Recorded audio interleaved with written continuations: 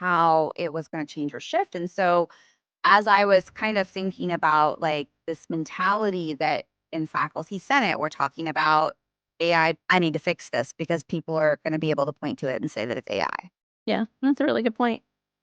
So I feel like at that point I was like, okay, sometimes I'm into conspiracies, but sometimes I'm like, how many of those were people who were profiting from artificial intelligence that were like, if I want users to keep using this in my role as an assessment writer, everyone's talking about AI detection. And I'm looking at the writing on the wall and going, y'all, if you're focused on AI detection, your budget is fixing to be completely blown.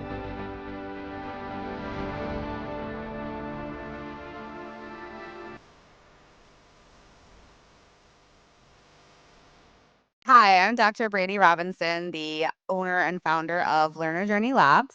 And I'm Sarah Fuselier, the Chief Chaos Coordinator at Learner Journey Labs. And today on our podcast, we're going to talk about AI detection and where AI detection has kind of taken us today. But I want to kind of take us on a walkthrough of like the history of AI detection, how it's been treated at institutions, how it's worked or not worked, and then talk about where are we going from where we're at today. Sounds good. Where do you want to start? I think let's start with like ChatGPT first comes out, right? So ChatGPT first AI on the scene to be openly available to individual users. And there's kind of a big polarization at that moment that happens with education where we're all like, we completely hate it. It's the worst thing ever. And immediately I feel like our reactiveness in education, because we are very reactive to everything and not very proactive. But that immediate reactiveness was truly about plagiarism. Right.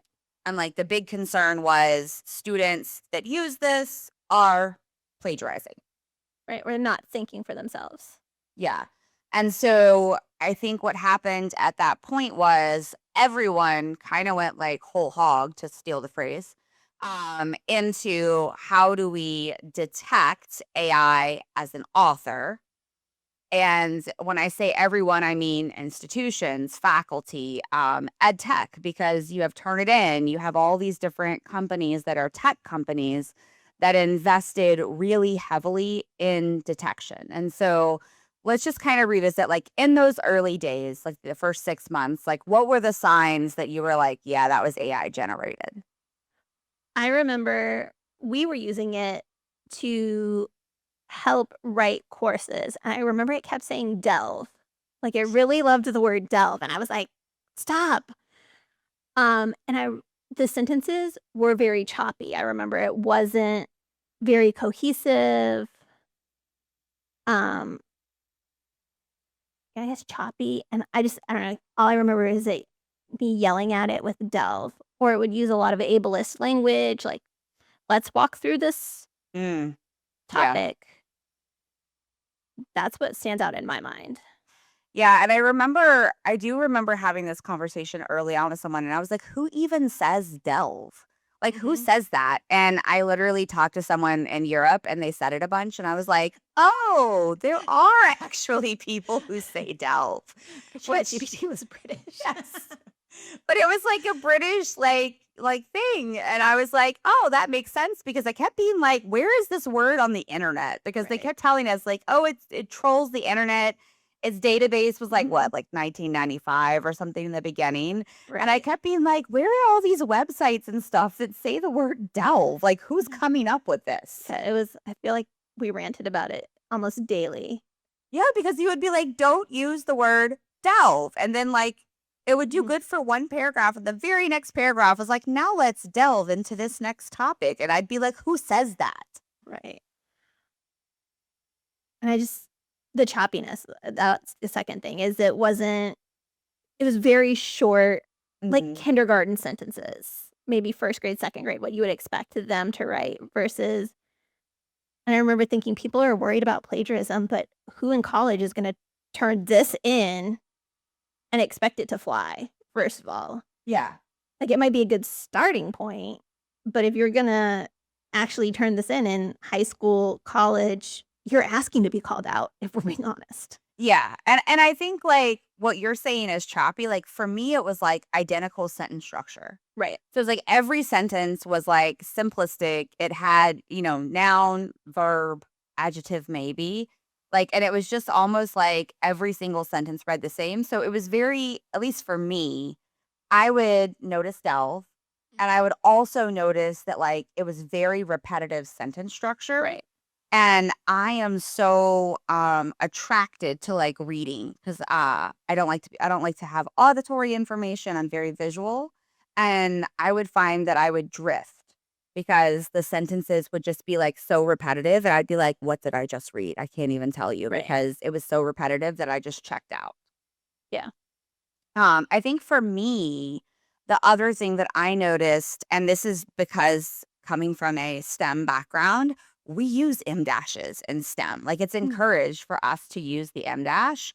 And that became like the seminal, if you see an M dash, it was AI. And it was so offensive to me that I had to literally learn how to write differently because I would get accused of like using AI to do anything. And Right. it would be like, no, actually, like I use an M dash where in my brain I pause, or like in STEM before as you're transitioning like steps and thoughts and like the process of solving something. And I remember being very frustrated that I felt like my entire like writing style had been hijacked by AI and I had to like relearn at like 40 how to write something. Yeah. I also realized it was really terrible at math because we were also doing math courses.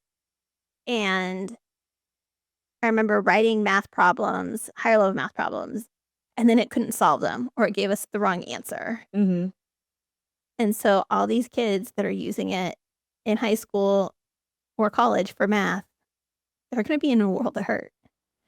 And and I don't think it's gotten better with math. No. I mean, it has in some ways, but, like, you really have to know what you're doing with it, Yeah.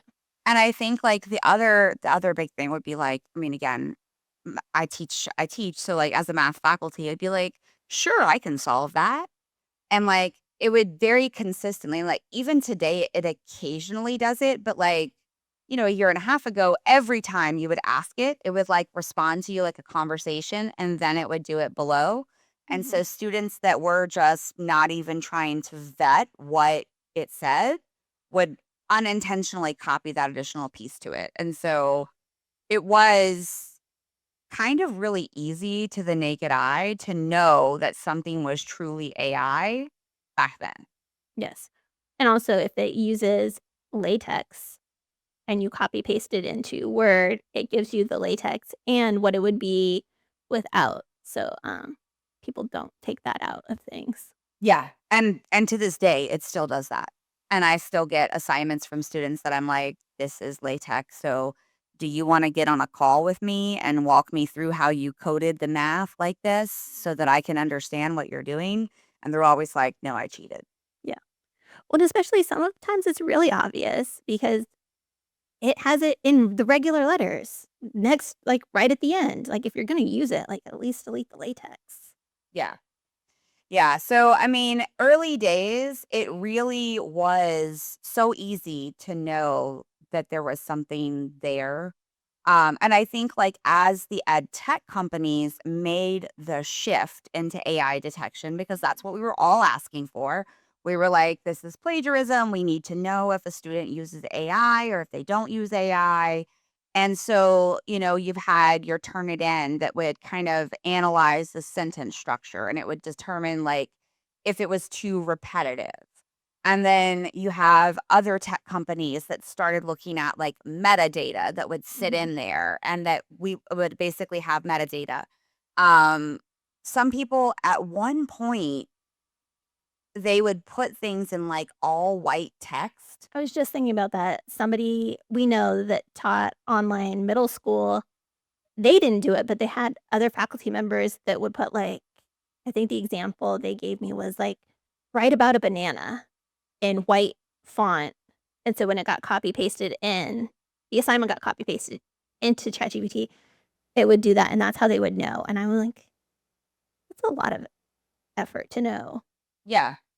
Well, and it's a huge amount of effort. It's a huge amount of money, and really, it's all for naught. Yeah. 2 years later, like now AI has grown so much that we're not really able to use those metrics of detection. And I think even like if we look at the continuum, right? So from like 6 months after it came out to like 12 months, it changed. Like those Mhm. choppy sentences, it started realizing that, I need to vary the sentence structure, have a transition. And then it became really big. What transitional word? There was like one particular transitional word. And I would be like, why is it always that one? Was it additionally? I feel I like, think it might have been additionally. And it would always use the same word. And I'd be like, why are we using the same word as a transition? and it really liked, I think, however and therefore. And I'm like, how many people use therefore? Not a lot, Right. at least not in American English. No. Again, in the UK, they might use it as Right. much. Um, but yeah, like even if we looked at it, so like I kind of saw the writing on the wall around that 12-month mark that basically, as the longer it was out, the quicker it started evolving. Then you had other players besides OpenAI that came on the market. We had our Google Gemini. Well, Google actually went through like 3 iterations I was before gonna say, they. wasn't it Bard and Yeah, it was then like Bard and something else. So you had them come on. Then you had, your Anthropic with Claude. So you just kind of had all these new AIs coming out. And then it was like an exponential rate of change that you couldn't predict how it was going to change or shift. And so as I was kind of thinking about like this mentality that in faculty senate, we're talking about AI detection. In my role as an assessment writer, everyone's talking about AI detection. Mhm. And I'm looking at the writing on the wall and going, y'all, if you're focused on AI detection, your budget is fixing to be completely blown because it's changing too fast. Right. And we're having to make these adjustments far too fast. Well, and students are just getting smarter with ways to avoid Mhm. the detection. They're figuring out what's triggering it. So if we're trying to prevent people from cheating, we're doing a terrible job at it because we're showing them or giving, the keys to the kingdom basically. Yeah. No, I would agree. I mean, like, when you'd have an accusation. So, we had some accusations early days that I was a part of, and the accusation would be like, you used AI because here's M dashes. And like that would be the reasoning. So, like you said, if I'm telling student A that, like, hey, I know you used AI because there's an M dash. Mhm. Well, now that student tells 10 other students, don't use M dashes because that's how they're getting there. Right. And that was kind of a problem. And then I also remember it would be like, show me 5 papers from other courses so that I can analyze if the voice matches. And I just remember thinking like, that's not sustainable and I'm Mhm. not doing that much work. Like, who has time for that as a teacher? None of us do. And like, that's always been my thing with cheating, right? Is like, why should it be more work for me if a student is cheating? Why don't we just find ways that assignments will fail people who cheat? Like that's always kind of been my Mhm. academic honesty standpoint. So I think like when we got to that point, I was definitely like, ooh, skirt, put on the brakes. Like we are going in the wrong direction here, folks. Like and we had faculty, I hate to say it, but there would be faculty that would be like delighted when they would catch it. And it was like, haha, I caught the cheater. And I would be like, yeah, but you spent 30 hours catching the cheater. Right. Ooh, like, And now you've taught them an alternate way to cheat. yeah.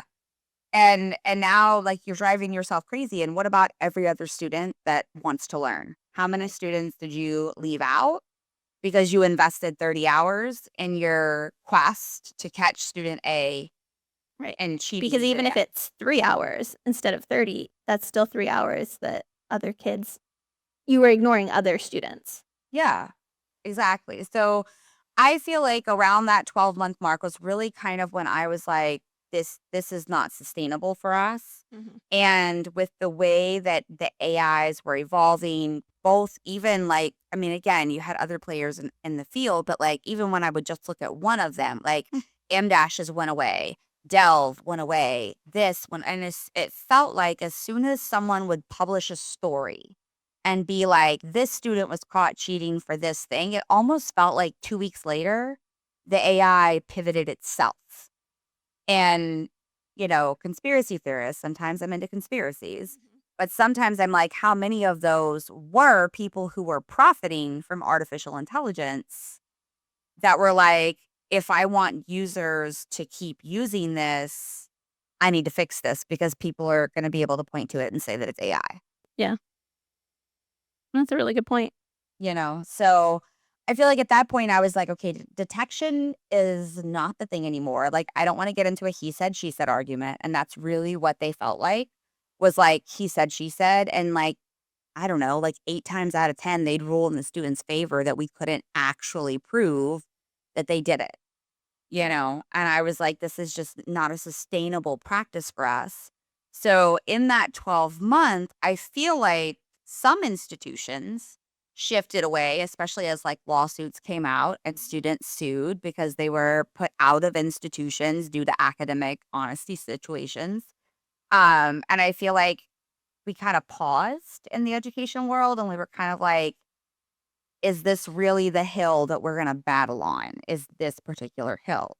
And I think what kind of happened is we all kind of said no, but we never changed anything. Right. Like, it was still about finding, I mean, like, what did you find would be like last school year with AI usage? He uses it, and I think we've talked about this before, but he uses it like I use Google. Mhm. So rather than Googling something or just doing a search using whatever browser, he uses it for Google. Mhm. So I think with that, what's the difference? Like James doesn't have the James is more on the conservative side with AI, though he's coming around. But he was like, "You're gonna let him use ChatGPT?" And I'm like, "What's the difference Mhm. between that and Google?" Yeah. Valid. And it was and we did it like I had him use ChatGPT for something and use for Google, and it was for researching something. And like he had to come up with 10 questions about a historical event. And my other thing was, I was like, if you're not going to let him use ChatGPT, are you going to let him use Google? Or are we going to sit around and come up with 10 questions on whatever historical event? Yeah. I said, because I don't have time to sit around. Because not only did we have to find the questions, then we had to go and find the answers. Yeah. So at that point, I had him, come up with some of his own. And then he came up with other things because there were things like, what was the catalyst? What was the end? There were things that he hadn't thought about that were good questions. Mhm.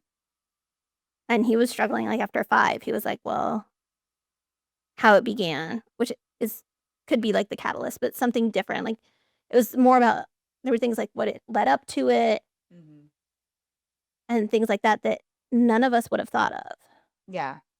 And I feel like that around 12 months, what we said was, we're just gonna, if you use AI at all, it's cheating. Yeah, So, like, that use case, like, 12 months after things came out, it was like we were having a hard time proving that someone used AI. So now we're just gonna terrify everyone and say that any AI usage is bad AI usage. And I feel like that really was, it was like I almost felt like for the kids who were honest and who were using it correctly, it was a catch-22 to get them to admit that they had done some portion of work in an right. AI, Oh, yeah, which that's Brandon, and the funny thing is he has helped teachers Mhm. with things on it, or teachers have come to us and been like, "He really understands this," and I'm like, "Well, I use it in my daily job, and we talk about it." Mhm. And we talk about how to use it correctly versus how to cheat because at the end of the day, you're not learning, and I'm Mhm. not paying tuition for you to not learn. Right, and I think, like, this is This is around the time when I had the run-in with the college counselor. I think so. So for those of you guys listening, like I've said, I tend to do research because something pisses me off effectively. And around this point in time, my kid's school came out with a policy saying that if you used AI for anything related to school, that was an academic integrity violation, and you were going to be put out of the program. Which is kind of funny because it's a private program. Like, you're just hurting yourself at that point. Like, Random what's going losing on? money. So my honest kiddo on the spectrum, who people on the spectrum, they're very honest. Emails the teacher and says like, "Well, I use it to help me take notes, or to explain things, or to connect ideas, because that's how we were using it at that point in time. Very similar, kind of like B's usage was a little different, but like for her." She felt like everything was important. So she was writing down literally every word in the book and every word in the lesson. And, one of the challenges for people on the spectrum is executive functioning. And that includes like knowing, what do I write down versus what do I not write down? Mhm. And so I called the school after an exchange with the teacher when I was like, here's how we're using it. She's not using it on a test. She's not using it on a paper. She's using it to know what's important and how the facts connect to each other, which for me, my argument was that's no different than an accommodation for note taking. Right. Like, to me, like, if I'm the teacher and I have to give a K-12 student a note-taking accommodation, that's what they're getting. They're getting the facts that are important. They're getting how they connect together. And my problem with that approach that I conveyed to the school was that it never teaches my kid how to do it for themselves. Right. And I was like, what is she gonna be, like 25 in a meeting at work, and her boss is gonna hand her, like, an agenda of notes from, like, the work meeting? Like, that's not how the real world functions. Like, Right. she has to find a way to do it independently. And so kind of everything went up the chain, right? So I talked to the teacher says, "Can't speak to this." Talk to the administrator says, "I'm gonna send you over to special education services because that's an IEP conversation." Get to the IEP person and lose all faith in humanity because their opinion was that, verbatim, if I allow my child to use AI for any academic reason, she's never going to go to college or be successful in the workforce. That's a very bold statement. It is, and it didn't go well for her or for her. Right. I mean, it basically, I kind of, acted like the mama bear or mama alligator, like you say sometimes, that I could Mhm. be, and gave them a 100% peace of my mind, which is why my kids are not in-person school, because it would be problematic for It me. would. I would be very problematic. I have a lot of strong opinions, y'all, when it comes to my kids and their education. And most of those ideals do not align with typical school settings, we'll say. So Yeah. I do everyone a favor and we just homeschool slash online school because I like to keep my opinions in a place that they're relevant, which is in that space. Yeah. So that set me out to do the study that I did, that I published with three of my doctoral students, where we interviewed a bunch of neurodivergent individuals with dyslexia, autism, selective mutism. And we also interviewed K-12 teachers to find out how everyone was using AI and if there were productive uses of AI that impacted communication skills, executive functioning skills, and anxiety, because those were kind of the three areas that in my own personal life I had seen improvement for my kids in those areas. Um, and lo and behold, we did find, after interviewing 20 plus individuals, that there were a lot of excellent uses for AI. And something that I was not aware of is a lot of the choices that I made for my kids, because they all three had different educational journeys. And I would not advocate for everyone to do what we did. Like, B is in school, and I think that's 100% the right choice for Oh, B. yeah. Um, but like with my kids, we made very intentional decisions that avoided what I foresaw as potentially traumatic events for them. Like my son needs Adderall. He needed 2 doses during the day. No school would let us do that. Right. And I was like, "You're gonna see my kid hanging from your rafters. I'm gonna be in the principal's office every day, and he's gonna hate school. Don't want that to happen." Middle kid, no IEP, refusal to give her an IEP because she functioned too well. So we had to let her fail utterly, and then we could give her an IEP after she's had 6 months of trauma. And then the youngest kid is just too smart and pushes the red button, so she finished all of her schoolwork, like, in the first couple months of school. So they've all had, like, a very different educational journey. And when we were talking to the adults, like, I remember us having conversations about this, about when I would ask them the interview question about, like, what would it have changed for you if you had this tool in K-12? And, like, there were some times that I actually wanted to cry listening to people talk about the amount of trauma that they had related to areas that Grammarly could fix. Mhm. And, like, Grammarly, y'all, is considered an AI. So during that time period, if you use Grammarly to fix your grammar. Which that never made sense to me, side note, because how is that different than using spell check or the grammar check that comes with Word? Yeah, that was again, this is why I can't be involved in, like, in-person schooling for my own family. Yeah, same idea here. And I'm like, I'm a horrible Yes. speller. I'm horrible at grammar.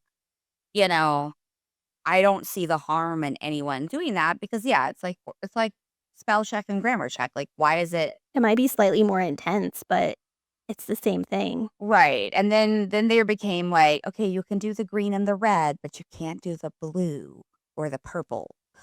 which Because the yeah. blue, like, reworded things for stronger wording, I think, and, like, the purple would, like Doesn't it fix clauses or something? yeah, It's like, like, that was there's super. color coding, like, it just got so crazy, and, when I would talk to people and they would be like, "When I send emails out, I use Grammarly to check it," or, people with dyslexia really favor ChatGPT because they can completely misspell things and it infers what they meant, and it's really accurate at it, y'all. So they would say, I could type an entire email in there and ask it to fix my grammar, fix my spelling, and then I could copy and paste it out. And so again, like all productive uses. And so my goal with that publication was really to show like, what are we doing taking things away? Because how are these things different than accommodations that are standard? Right. And I remember like telling you, like, my thing is with a lot of accommodations that my daughter would qualify for, they never get her to independence. Correct. Like, if she's just gonna be handed notes from teachers, she doesn't know she's never gonna know what's important Right. or how to decide that. And that was kind of like one of my big sticking points was like, are we actually accommodating people or are we perhaps making them reliant on others for the rest of their lives? That's a really good point.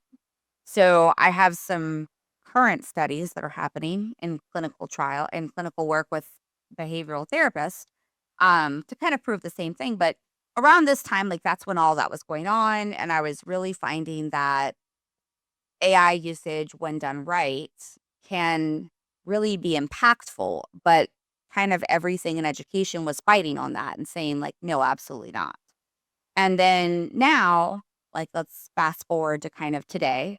Mhm. And so in today's world, I'm going to say, and I'm going to make a strong statement, AI detection is completely unreliable and impossible.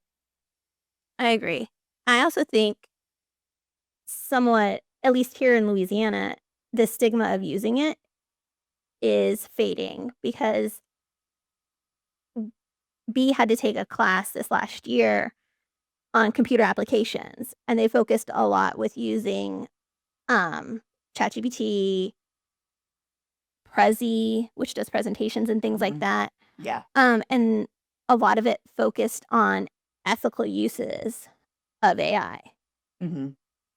and I believe that that's become a requirement for graduation in Louisiana for high school. Yeah. And I would say, like, when we look at worldwide, I mean, the European Union has put out guidelines that you have to teach people how to use AI. They have Right. all kinds of initiatives that are around this. On the international stage, I would say the stigma is definitely fading and that we're trending to let's talk about where and when it's appropriate. Right. Because I really feel like a lot of it, like I mentioned before, it's like using Google. Mhm. I mean, when you Google, and now Google has Gemini pop up before anything I really want to see pops up. And it's a lot of the same information. You Yeah. know, what Gemini gives you is pretty much a summary of the first 3 to 4 links you can click. Yeah. Yeah, and I think, like, for me too, coming from, like, a math field, I was growing up when we hit graphing calculators. Mhm. And in high school, I took calculus 1 through multivariate calculus, linear algebra. So, like, a lot of those really upper levels were the space was where you would use the graphing calculator. And so we were taught how to use them. But when we were tested, the process outweighed the answer. So, like, yes, I could use my graphing calculator. I could graph the equation and I could find the answer for X.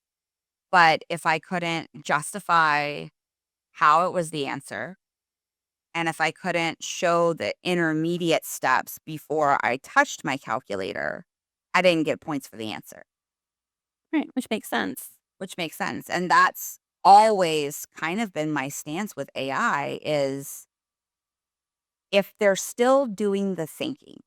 And that's the important part. Like what teaching people how to think is the entire point of the educational system. Right. So if they're still doing the thinking, but like they're using something to crunch the numbers, they're using something to more effectively search the internet. They're using something to iterate with, to Mhm. say, I like this thesis and that thesis statement. Which one is better? Or can you rewrite this paragraph? Or can you suggest another theme to add to my paper? Like iteration is fine. Authorship is the problem for me. Right. Um, but why is it wrong if I can use my graphing calculator in a math class? Like that's just kind of where I've been sitting. Right. Well, and especially there's ways to cheat with graphing calculators. I remember when I was using one in high school in geometry, people would have the theorem saved, so they didn't have to remember the theorem. So how is that different? Yeah. And what we did in the math world was we pivoted our assessments. So instead of just saying like, no, no, no, you can't touch this, like every test went to reasoning. And so process became more important than the answer. There were always questions that were not about finding an answer, but were about how would you reason your way through this? And yet, 20 years later, AI comes on the scene and we're so busy trying to detect it that we're not making the pivot to make the thinking visible. Right. No, and I think part of that in the last 20 years, we've become so obsessed with standardized testing and ACT and ACT and dare I say teaching to the test Mm, versus teaching for the test yeah. that people see AI as a threat to that system. Yeah. I would say that's super valid too, because um I do think it's an integrity issue for a lot of people and standardized testing typically doesn't even test your higher level Bloom's thinking. Right. Like it just doesn't. And so I think that what we're seeing in this educational cycle, because education is really just cyclical, is that we've shifted away from those upper level blooms because we've focused on, like you said, teaching to the test and not for the test. So we're only focusing on understanding and application, Mhm. and we're completely missing analysis, evaluation, and creation. Like that's what taking project based learning out has done to us. Mhm. And so again, this podcast idea came up because I've been having conversations for the past couple of weeks with a place that I contract with. And I'm really struggling to get people to see that you have to shift from detection to reasoning and making reasoning visible and writing assessments that require human reasoning and justification. So moving from detection to prevention. Yes. And again, in education, we are so reactive in nature to everything that we just like knee jerk react and then we just move on. And then we knee jerk react to the next thing and we move on. And so my conversation has been that student might have used AI 100%. Like I'm looking at their links and their APA formatting, and the links all go to a 404 error, which is a hallmark that you used an AI, probably the lower price plan, to be honest, because my system could do a much better job. It could find the links that are accurate. But you probably had a cheaper account. You had it search the internet. You had it write your thing in like one shot, meaning you didn't iterate with it. You didn't like, you didn't even proofread it, man. Like, click the links, y'all. Like, if Well, you're a student listening, please click the links. Like, that should not be something that we're finding in 2026.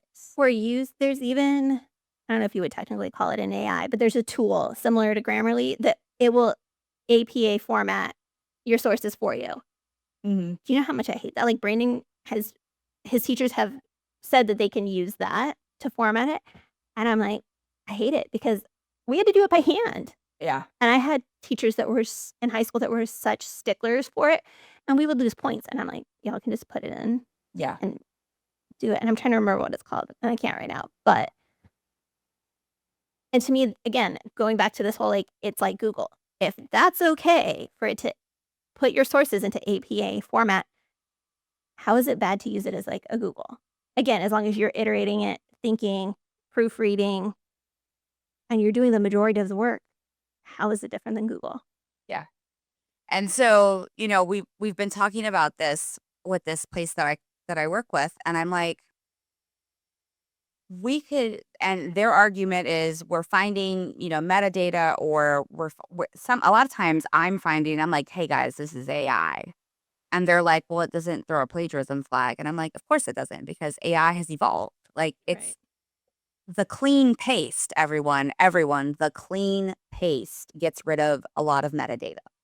So if the student is writing a paper and they clean paste, you're not going to find it in detection. What we have to do is change the rubric and the assessment so that it requires justifying, which is the skill that they should be getting in these higher grades anyway, is justifying, evaluating, analyzing things. And if we're not requiring students to do those things, then I have no issue with them passing something for using AI, because that's on you. You designed that, And so I've been I've been rewriting their assessments to require human judgment. And so we're in this integrity stuff, and we're talking about all this academic integrity. And they're like, well, so and so is flagged, and I'm like, yeah, but that's fine because they failed the rubric, so they failed the assessment. And they're like, oh, but they did. Well, it doesn't matter. They failed. They got an F. Right. Getting an F is way worse than me arguing for like 3 months with you via appeals that you used AI. You failed. Right. You failed. Hopefully. And at the end of it, if they did use, which they probably did, and they got an F, that's the consequence that they would get in the end, anyways, through the appeal process. So it's just saving everybody 3 months of time. Like, I don't even care if they used AI. They failed. Right. Like, it's a big F. To me, that's a valid consequence, and that's a better consequence than like a plagiarism flag, because then the student's like going to argue for forever and a day, and they're going to think that they're vindicated and correct. And I'm like, nope, you just got an F. Sorry, right, done. It's like the short. My part of the meeting is super short. I'm like, yeah, they failed the rubric. I'm not even going to engage with you guys on plagiarism flags, AI metadata. No, they failed. Because even if they did, the end game is they got an F. Yeah, they got an F, which is a consequence. Right. And nobody paying tuition wants to get an F. So hopefully the student gets the F and goes, oh, wow, that didn't go well. Right. Maybe I should look at my links and click them to make sure they work. Or maybe I should do this.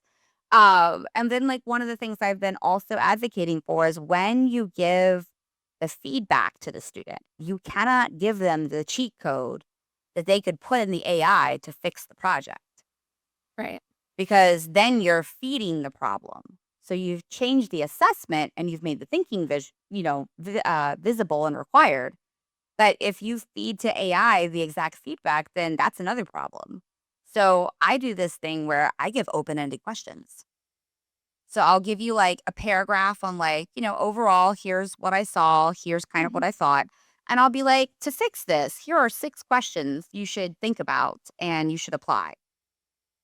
And, this was perfected. And one of the reasons I've been able to take this approach with the assessment is I actually took the assessment and put them in all the AIs.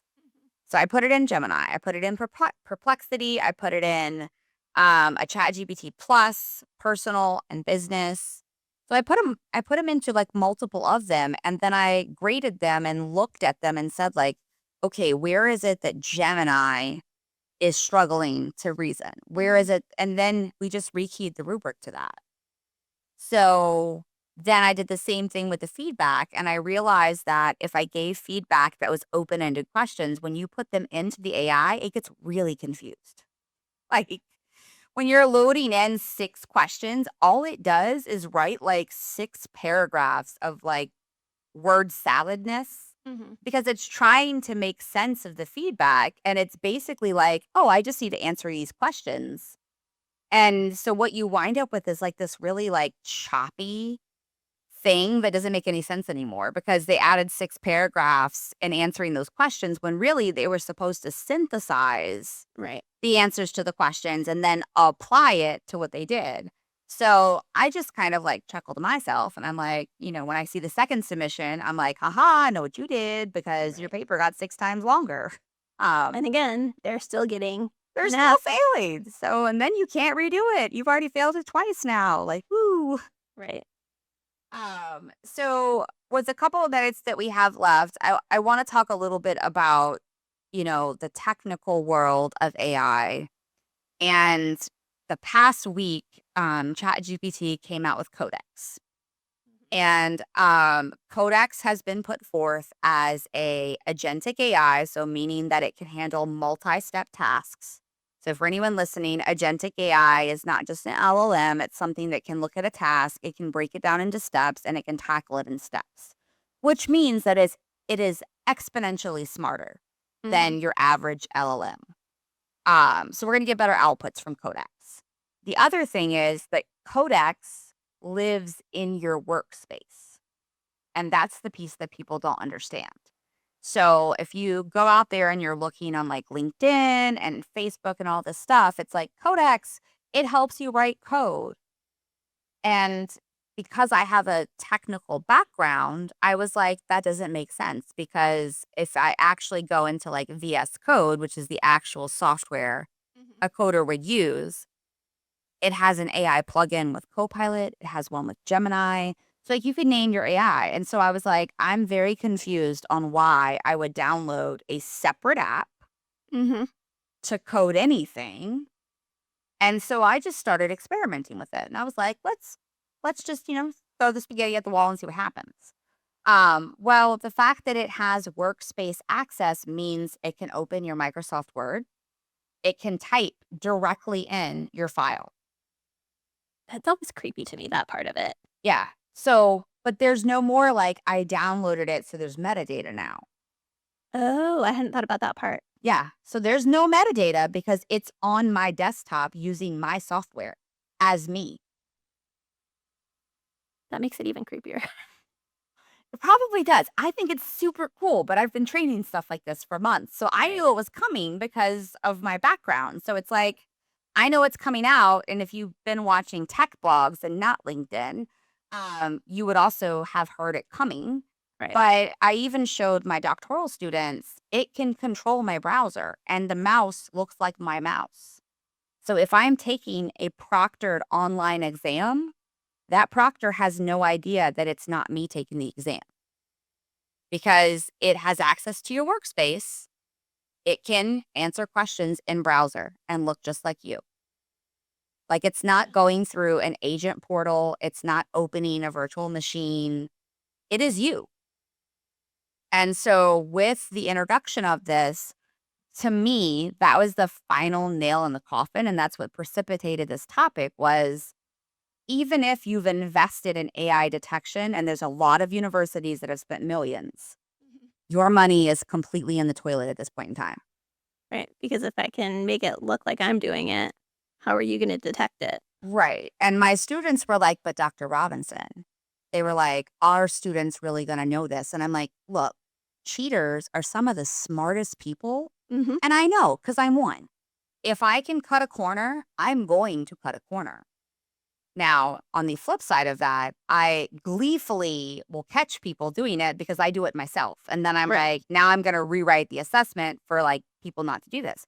But 1,000% your students are going to figure this out because all it takes is one person posting on Reddit that you can now do this entire project and no one's ever going to know. There's no metadata, there's no hidden anything.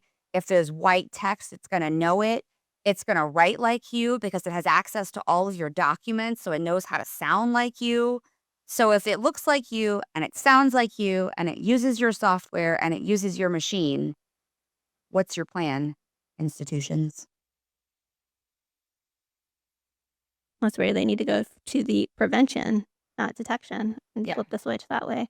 So that's it for today's topic, but that is kind of, it was a timely topic with looking at the software, and I've been Mhm. exploring it for a few weeks, and we'll talk more about it in later podcasts. But if you are still relying on detection of AI, um, it's a lost battle at this point. Like we've ended the war on it. There is no way to continue detection. You're going to have to think about how can I change, just like with graphing calculators. The answer is no longer what we need to be grading. We have to grade the process that takes us to the answer so that we can ensure that students are learning how to think and how to operate in a society that is going to leverage AI. So Yeah. thanks for joining us today. Tune in next week for information about why you should have some technical background if you're engaging with ed tech.